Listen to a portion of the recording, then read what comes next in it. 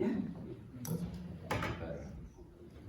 So we have two that work. We have. We're wrong. Yeah, thank you for that introduction. It's very good. I don't speak German, but it sounded great.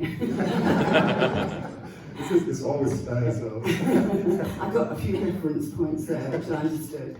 And it's great to be back here. I love Düsseldorf, by the way. So it's a really happy place and very kind people here too. Actually, this piece of footage here is very interesting. It's Glenn's idea to put this on at the last minute because it actually sums up a very momentous time in the Sex Pistols' career. It was the first time that they'd been on TV, and it was Granada Television in Manchester, in England. And what you can't see is the audience in this, who looked like they were all condemned to death.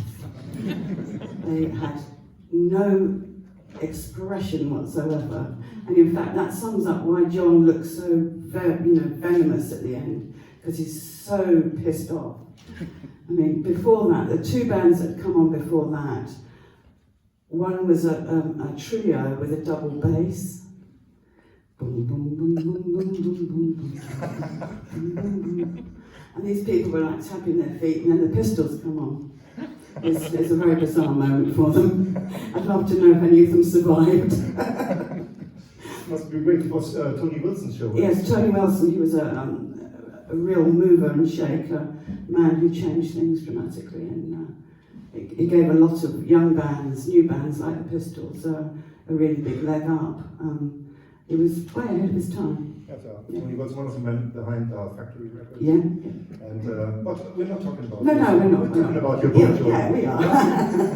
Last year we had a great lecture, a great speech about 1976 to 1979, to the formative years of punk. And now you wrote a book about that issue, and even more. Yeah. Even more. And so, John, after all those activities in your life, as we heard last year, what was your motivation to write a book, and especially to write a book at this time, because you're quite busy at this very moment also. Mm-hmm. So why did you write the book right now, and why did you write what you did? Well, I've been asked several times over the years. I truly think you shouldn't write a book unless you've got a life that's been led. So there's no point in writing a book when you're 24 or 25 years old. I wanted to wait to a time where I thought it was pertinent to do it. But also, I went to a really amazing exhibition. It was punks.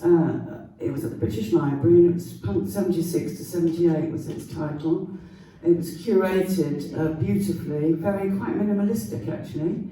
But the things that were in it were absolutely amazing. And I realised that night that there was an ongoing fascination with punk, and the thought of freedom of mind and freedom of thought, and bringing your children up with those sort of ideas. And it was very clear to me that it was a good time to write a book. I guess it was a kind of outpouring of love. I hadn't seen these people for 30 years, maybe 40 years, something.